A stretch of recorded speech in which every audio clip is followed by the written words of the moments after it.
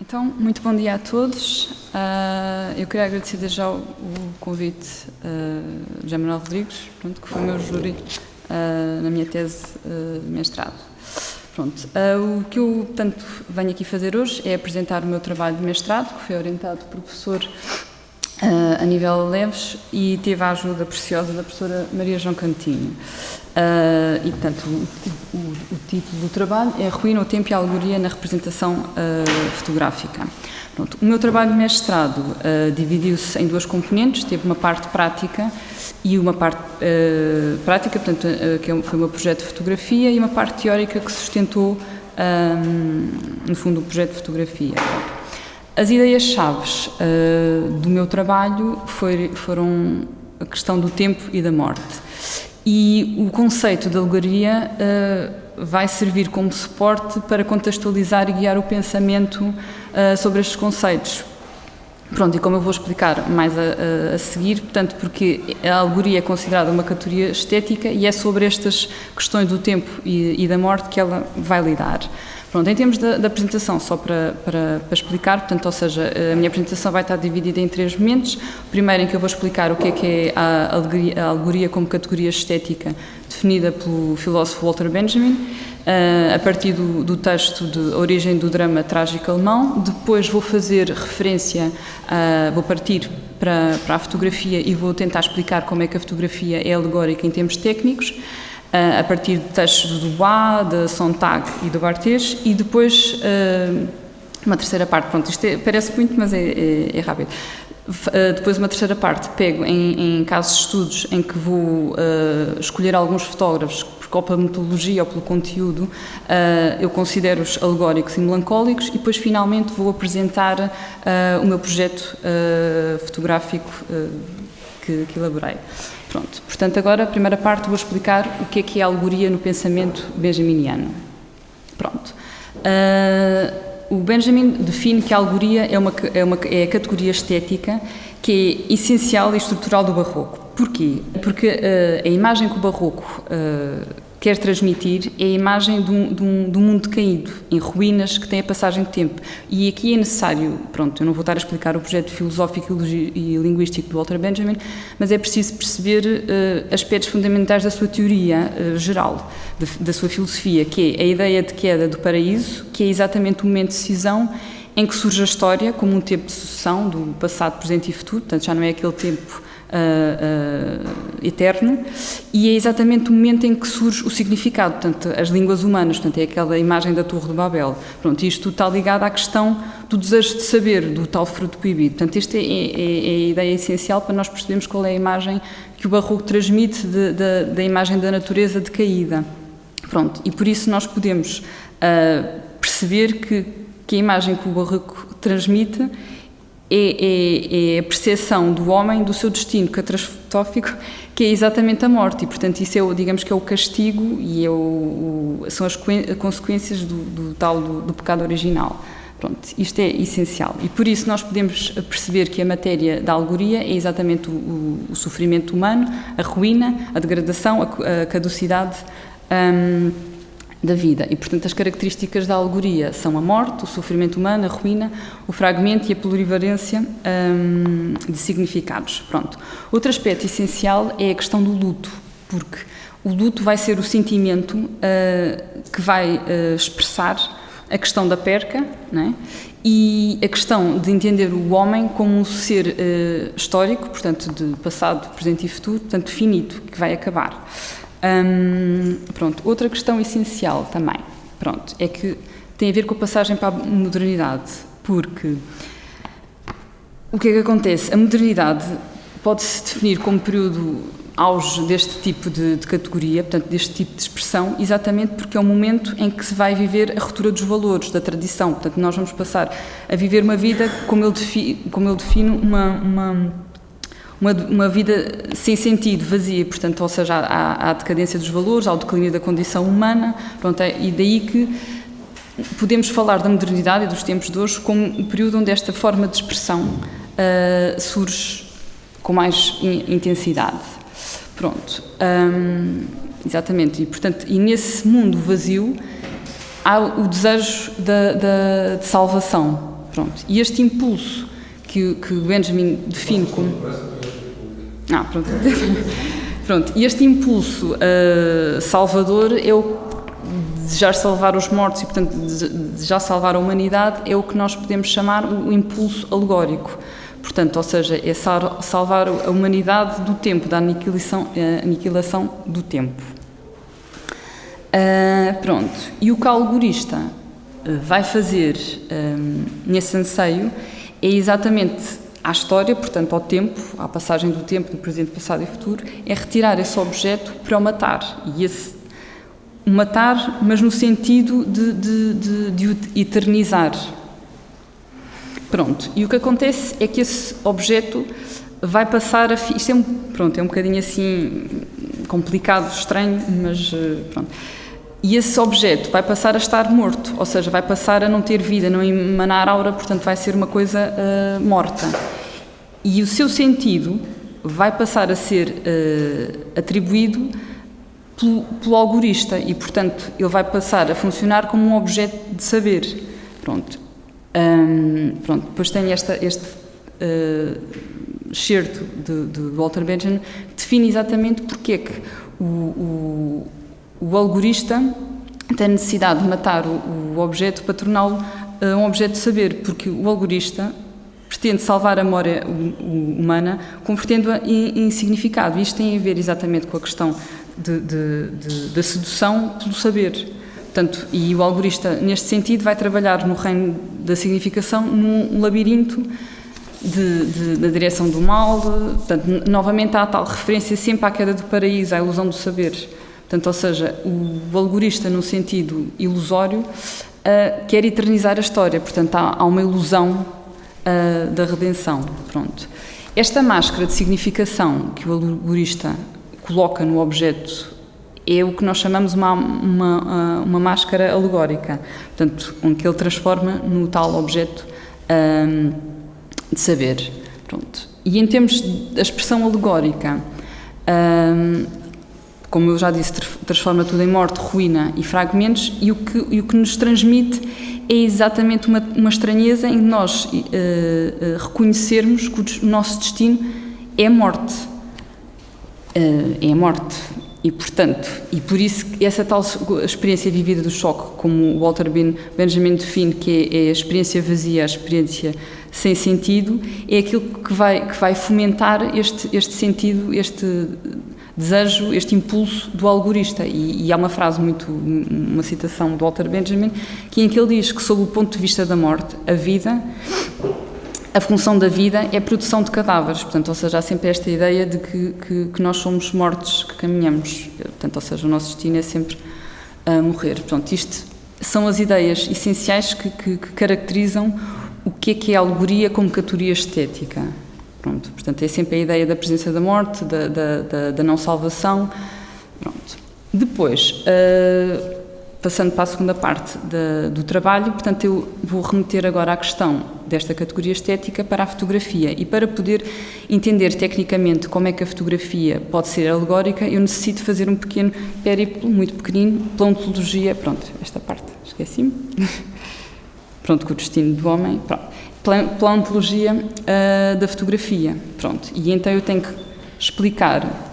Temos aqui um texto do Bois, portanto, do ato fotográfico, em que ele semioticamente explica muito bem o que é a fotografia, em que temos, num primeiro momento, a questão do vestígio, portanto, em que a fotografia funciona como prova do real, ou seja, há um primeiro instante em que há uma ligação com a realidade. Depois, essa fotografia, portanto, vai-se autonomizar e, portanto, autonomizando-se, torna-se icónica. E só, finalmente, vai ganhar o tal sentido, o significado, para se tornar simbólica. Pronto, e aqui o que convém reter para se perceber porque é que a fotografia, como técnica, é alegórica, é exatamente a questão do vestígio, portanto, a informação que está dentro da imagem, não como a fotografia, como objeto, mas a informação que carrega. Pronto, agora para perceber, como eu explico como a fotografia é alegórica, portanto, o que é que acontece? Portanto, a preocupação principal da fotografia, da alegoria, é exatamente o desejo de salvar o efêmero. Portanto, ou seja, é um aqui e um agora de um tempo que vai desaparecer, portanto é o tal caminho para a morte. E a fotografia, digamos que é exatamente isso, ou seja, é o fixar um momento, uma imagem, uma efemeridade, portanto um aqui e agora de um tempo, pronto. Portanto, podemos dizer que a fotografia é um fragmento de espaço e tempo, e aí, pronto, eu basei-me muito no trabalho do Philippe Dubois, o ato fotográfico, para exatamente perceber o que é o ato fotográfico. Pronto, depois outra questão fundamental é a questão da fixação da imagem, porque é exatamente a fixação da imagem que vai estabelecer uma relação com o tempo, de um aqui e um agora, de um passado, que vai, digamos, ter um futuro. Portanto, ou seja, é um aqui e agora que não se repete, mas que tem um futuro, portanto, tem uma relação com o tempo. Pronto, então podemos dizer que o ato fotográfico, como define Benjamin, é o tal véu transparente e paralisante, portanto, no fundo é o véu da morte, portanto, é como se o ato fotográfico fosse exatamente lançar o véu em que matasse os objetos. E, portanto, nesse sentido, é como se o próprio ato de fotografar fosse um ato violento em que nós vamos tirar um momento, um instante, portanto, um aqui e agora, exatamente desse fluxo temporal histórico. E esse sentido, digamos que pode ser uma tal salvação ilusória da morte e do tempo, ou não, quer dizer, mas há esta ideia. Eu, pronto, baseei muito nestes autores, no Roland Barthes, do Philippe Dubois e do Susan Sontag, para perceber porque é que a fotografia como técnica é alegórica. E nestas três situações eu tento mostrar como é que todos estes autores tratam sempre da fotografia, portanto, do ato de fotografar, como um ato de morte, como um ato de sempre ligado às questões, à questão da morte, como se fotografar é sempre matar. Pronto. O que é interessante também é perceber que há uma certa melancolia na fotografia, porque nesse ato de matar, portanto, esse aqui e agora, não se volta a repetir e, portanto, no fundo, é como se as fotografias fossem sempre a aparição de um aqui e agora, portanto, um isto foi, como no Ema, como o Barthes fala, que volta a aparecer, portanto, é sempre uma aparição. Pronto. Outra questão também importante referir relativamente ao aspecto do tema da morte na fotografia é como se o ato de fotografar, portanto, essa coleção de imagens que nós fazemos do mundo, trouxessem uma espécie de imortalidade. Isso, o Barthes fala muito sobre esta questão. Pronto. E nós, hoje em dia, portanto, vivemos, como diz o Edgar Morin, em que ele trabalha as questões da morte. Nesta época, nós temos o chamado a crise da morte, em que andamos à procura do lugar da morte. E Barthes propõe exatamente que o lugar da morte, se calhar, já não está no religioso, portanto, porque há uma desacreditação do religioso, mas se calhar propõe, o lugar da morte é exatamente na fotografia. Pronto. Depois, outra questão também importante na fotografia é exatamente a capacidade de reprodução, de cópia.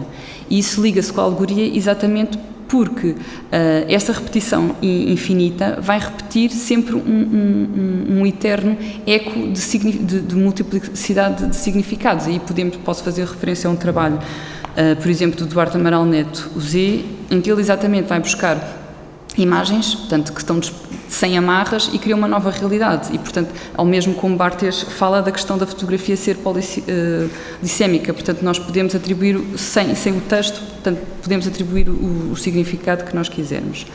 Pronto. Depois, outra questão que também está ligada sempre com a questão da morte na fotografia e que aí vou buscar mais Susan Sontag, que tem a ver com a questão do progresso. E que a experiência vivida do choque, portanto, a tal experiência do vazio, que tanto se fala neste tempo, que é a ansiedade de salvar a humanidade. Pronto. E o que a fotografia nos permite é exatamente colecionar o mundo em fragmentos. E então, a Sontag, por exemplo, fala da questão por exemplo, no contexto americano, que há necessidade rápida de fotografar a América, no sentido em que deixar passar o progresso. Por exemplo, temos o exemplo do Edgar Curtis, em que fotografa os índios norte-americanos, portanto, aquela necessidade de guardar tudo, porque nós sabemos que vai tudo morrer, vai tudo desaparecer. Portanto, é o comboio que vai varrer a tradição. Pronto, isso também é outra questão essencial. Depois há um conceito que o Walter Benjamin fala que é muito importante, que é a questão do conceito da rememoração, que ele diz na sua teoria da linguagem e da história, que é exatamente este conceito que vai permitir à humanidade a redenção. Portanto, ele tem a sua perspectiva, a sua teoria, o seu projeto filosófico é muito religioso, portanto, ou seja, está sempre ligado à questão de Deus e da redenção, pronto. E este conceito de rememoração, como define entre vários autores, mas Barthes fala precisamente nisto, é que este conceito não existe na fotografia, e porque estando a fotografia desamarrada de todo o seu contexto, de toda a sua ligação, passa a funcionar como um objeto vazio. E neste caso podemos falar exatamente como se fosse a mortalidade da fotografia. E ele tem um exemplo muito engraçado ou não, no livro A Câmara Clara, que é exatamente quando ele fala em que ele está a olhar para uma fotografia dos pais e que ele, como filho, consegue ser testemunho de um amor que já não existe. E ele diz que quando ele morrer, esse testemunho deixa de existir e, portanto, aquela imagem, aquela presença, aquela história deixa de existir e, portanto, aquela imagem morre. Ou seja, passa a ser meramente uma imagem, sem qualquer história, sem qualquer tradição. Pronto, isto são basicamente os conceitos que definem porque é que a alegoria como técnica é a fotografia como técnica é alegórica. Pronto. Depois, uma segunda parte do meu trabalho passou exatamente por pegar num conjunto de fotógrafos e tentar perceber porque é que eles eram melancólicos, de que forma é que eles trabalhavam de uma forma alegórica. E então, portanto, a minha seleção dos fotógrafos, portanto, basicamente, por exemplo, no primeiro caso que eu foco, que é exatamente a Cheryl Levine, tem a ver com o seu método de trabalho. Pronto. Porquê? Porque o método de trabalho da Cheryl Levine tem a ver com a questão da apropriação. E a apropriação é, por si, alegórica. Porquê? Porque ela vai buscar trabalhos de outros artistas, vai esvaziá-los de significado e vai atribuir um seu novo sentido. Portanto, e neste sentido, o próprio ato da apropriação é alegórico, e isto é a sua forma de trabalhar. Depois, noutro aspecto também, em termos de metodológico, temos a Cinda Sherman, que, assim como podemos remeter também novamente para a Cheryl Levine ou para a Sofia Kahlo, em que os seus trabalhos, pronto, isto é um bocadinho mais complicado de explicar, mas tem a ver com a quebra do referencial. Portanto, ou seja, a Cheryl Levine mascara-se, portanto, faz encenações da própria realidade, e então é como se houvesse uma quebra com o próprio referencial, em que a imagem já não tem referência com a realidade. É uma encenação e, portanto, a partir desse sentido, ela vai atribuir uma nova intenção e, portanto, há uma fratura com o referente e, portanto, a alegoria está exatamente na fraturação da representação do significado. Pronto, isto é um bocadinho assim mais estranho. Depois, outro grupo de fotógrafos que eu analisei para tentar perceber de que forma é que eles eram alegóricos, já tem mais a ver, pronto, outro exemplo da Cheryl Levine, em que exatamente ela não fotografa as mulheres, mas fotografa uma representação do que é uma mulher para lhe atribuir um sentido. E, portanto, há essa tal quebra com o próprio referencial. Portanto, que isso também tem a ver com a questão da fotografia contemporânea, ou mais pós-contemporânea. Pronto. Mas passando à frente. Depois, então, há um outro grupo de fotógrafos que eu trabalhei que tem a ver já mais com o seu conteúdo, e eu trabalhei mais no contexto americano. Portanto, nos anos 30 temos a Dorothy Lange, que trabalhou para a Security Farm Administration, e que é uma americana que vai fotografar exatamente as consequências da Grande Depressão nos agricultores, e, portanto, o seu trabalho como documental é exatamente mostrar as consequências do progresso, portanto, da condição humana, da decadência, do sofrimento, da angústia. Portanto, isto em si é alegórico, que é exatamente a questão da passagem do progresso, da não salvação, portanto, do destino do homem. Portanto, a tal questão da modernidade ser apoteótica para este tipo de categoria estética. Depois, também no contexto americano, mas uma geração depois, Temos Diane Arbus, em que o seu trabalho, pronto, e aí tem que focar, pronto, é exatamente a questão dela fotografar freaks, vítimas e desgraçados, pronto, ou seja, mesmo pessoas normais, ela fala-as parecer anormais. Pronto, e aqui há um contexto importante de Walter Benjamin, que é a questão da fantasmagoria. E o que é a fantasmagoria? Portanto, é o tal, como ele define, é um espírito falseador em que torna o mundo numa ilusão harmoniosa, portanto, ou seja, em que há a expressão do desejo da coletividade, do tal fascínio das mercadorias, portanto, o desejo de comprar, e as imagens de glamour para suportar a ruína do mundo, que tem a ver com a questão da moda, pronto. E depois ele nesta questão, nesta temática pronto, isto é importante para perceber como é que o mundo está mascarado para nós suportarmos exatamente a ruína. E Diane Arbus enquadra-se neste espírito, porque, como ela própria se define, ela é uma burguesa, pronto, e ela própria era fotógrafa de moda, portanto, fotografava esse sonho, pronto. E o que ela faz é sair de si e para fotografar a imperfeição, a fratura, a sociedade arruinada, portanto, como ela própria diz, um mundo de horrores. Pronto. E então ela tem esta visão de transformar tudo numa coisa sempre muito decadente, muito limítrofe, fora da normalidade. Há sempre estas figuras muito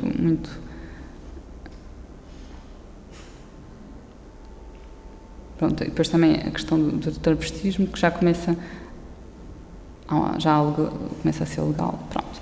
Depois, numa geração posterior, também no contexto americano, temos a Nan Goldin, que, ao contrário da Diane Arbus, é uma insider, ou seja, ela também, uma burguesa, que recusa exatamente essa ideia do materialismo, vai-se refugiar no mundo do travestismo, da droga e do sexo. Portanto, ou seja, ela é uma insider, porque ela vai fotografar o seu próprio mundo, enquanto Diane Arbus é uma outsider, portanto, ela fotografa o exterior, portanto, o mundo que não é o dela.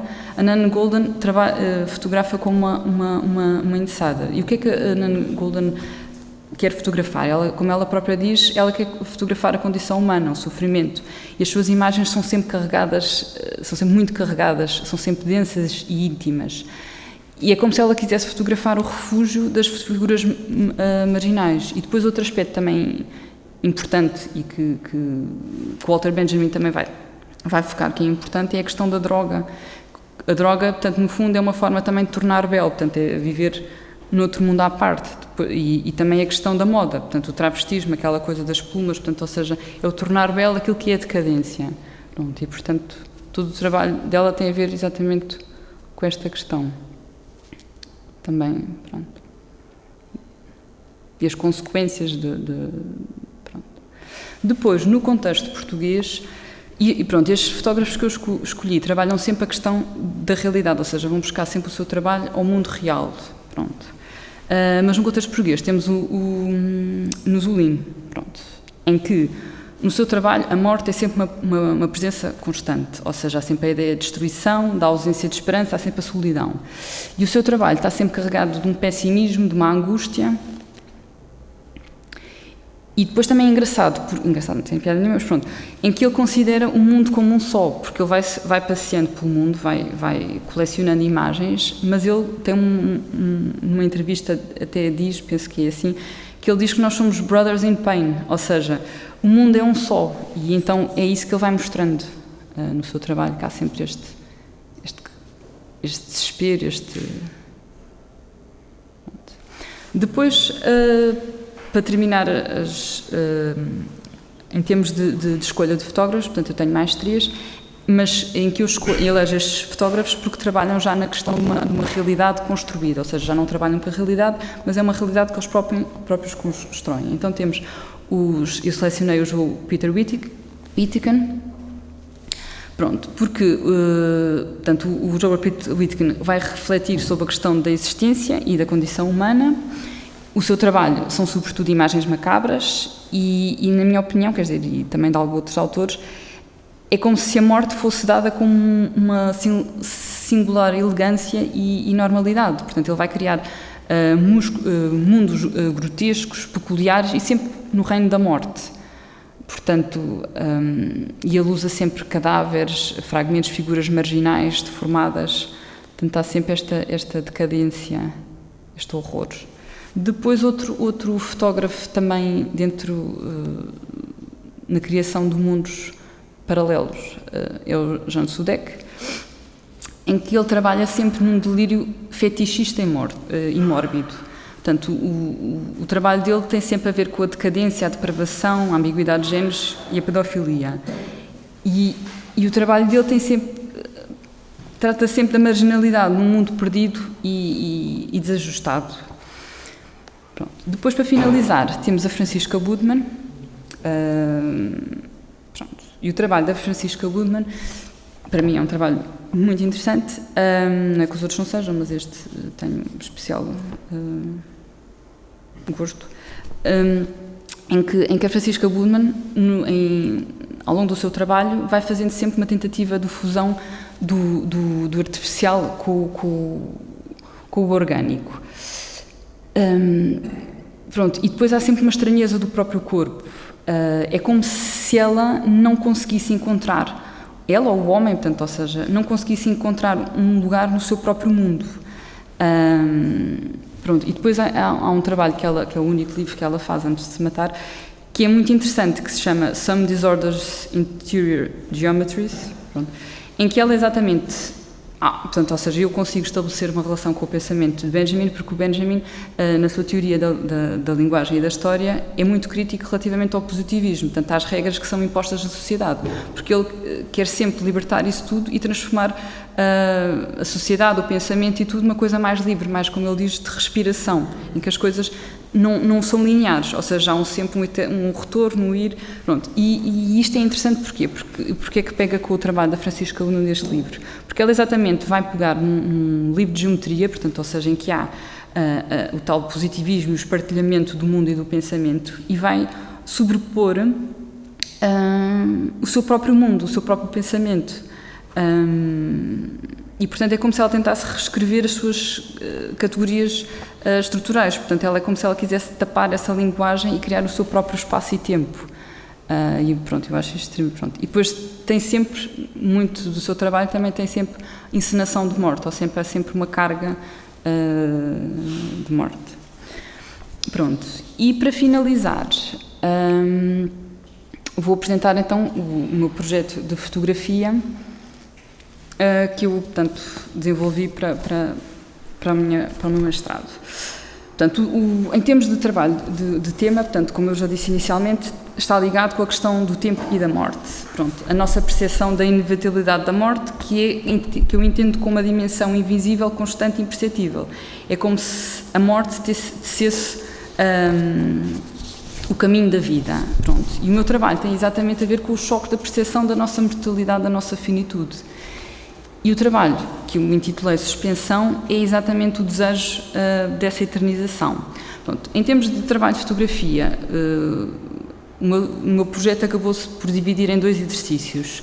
O primeiro, que foi desenvolvido em 2013 e que eu intitulei Suspensão 1, que está relacionado com o conceito de espaço. Pronto, e basicamente, o que é que eu posso explicar do meu trabalho? Portanto, ou seja, isto são imagens de 1 por 1, portanto, grandes, portanto, uma sequência de 5 imagens de 1 por 1, em que é propositada esta sobreposição e o branco, em que eu, portanto, me fotografo, quer dizer, mas a ideia não tem que ser eu, portanto, ou seja, a ideia de um rosto em que se apodera, digamos, o medo, e esse rosto vai se desmaterializar. Portanto, ou seja, é como se eu abrisse janelas para haver uma fragmentação. É como se o espaço e o corpo são a mesma matéria. E, portanto, este corpo, este rosto, vai caminhando para uma não existência, para uma existência etérea e eterna, digamos assim. Portanto, eu vou entrando até chegar à célula e até me desmaterializar. E, portanto, este é basicamente o conceito do meu trabalho. Portanto, ou seja, parte desta imagem, portanto, imagens grandes, em que o branco é muito importante, a presença do branco e deste contraste. Portanto, isto, é de propositado, ou seja, eu fotografo, mas depois trabalho no Photoshop exatamente para conseguir esta carga, e depois vou entrando, como se houvesse uma desmaterialização, até haver uma fusão do corpo, porque no fundo é um todo, não é? Portanto, deixamos de existir para existir para sempre, ou não. Pronto, depois o segundo trabalho, que eu chamo de Suspensão 2, está relacionado com o conceito de tempo. Pronto. E neste trabalho, em que funciona como um filme, portanto, isto é como se fosse um troço do que seria o trabalho, porque a ideia é exatamente haver uma repetição infinita, ou seja, é como se isto fosse um filme que nunca para. Pronto. E a minha ideia é exatamente em que há um instante, que é um instante da percepção do choque, em que surge esse tal desejo de eternização. E, portanto, a repetição do tempo para a repetição... Como é que eu vou explicar isto? Portanto, há a repetição do tempo a um desejo ou seja, existe a repetição do tempo, mas é um eterno recomeço, mas no sentido de parar. Só que isso não acontece porque o tempo corre. Portanto, ou seja, é como... Isto é mais complicado de explicar.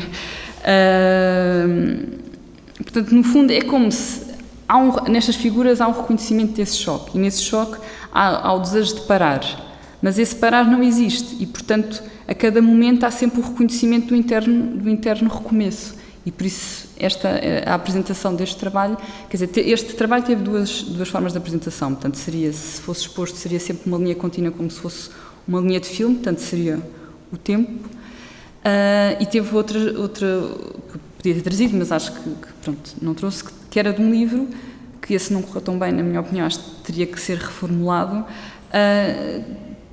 em que há uma repetição destas imagens ao longo do livro, em que, como se nós vamos abrindo o livro e as imagens são sempre as mesmas, portanto há sempre aquele, que no fundo é um bocado como loucura, é uma loucura, é sempre aquela coisa está sempre no mesmo momento, ou seja, queremos ser eternos, mas há sempre e o tempo passa, mas nós estamos sempre naquela coisa que vamos morrer, portanto é sempre o tempo a correr. Pronto, e eu trabalhei, portanto, com estas imagens, que é a tal percepção do choque.